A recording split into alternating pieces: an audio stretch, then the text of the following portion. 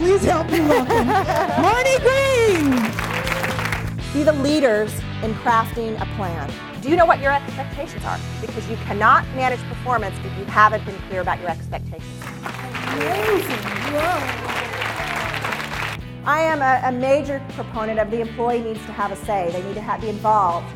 They need to play a role in everything about their employment, and when they feel like they're excluded, they will decide to leave you.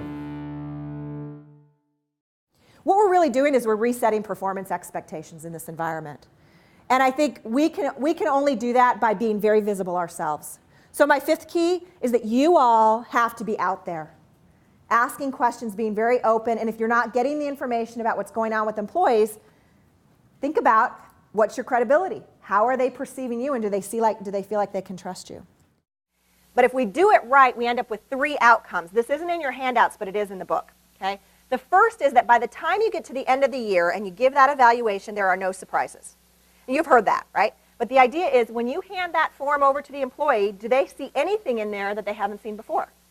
And if they do, or they even perceive it that way, you probably haven't done a good job of communicating throughout the year. Our employees keep whining that we ask them to do more and more with less and less. We have fewer staff than we used to, but the demands have not changed. And so we just keep working harder. We just keep asking more. And we can't keep doing that. So now the challenge is to help those managers reframe what the job is, let go of some of that stuff we used to do because we just aren't going to be able to do it. And somehow then figure out how do we communicate that to our customers, as well as how do we help the employees feel more confident in the jobs that they're holding. In fact, I would almost venture to say that it's baby boomers who invented turn to your partner and share what you're thinking. Or break into groups and figure this out. It's a baby boomer thing.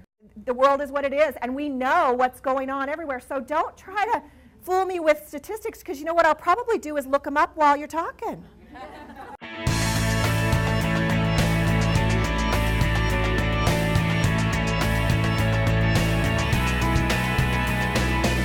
In the day-to-day chaos of our lives and responding to all the crises you have, sometimes we forget that those are the interactions that either build our credibility or tear them down.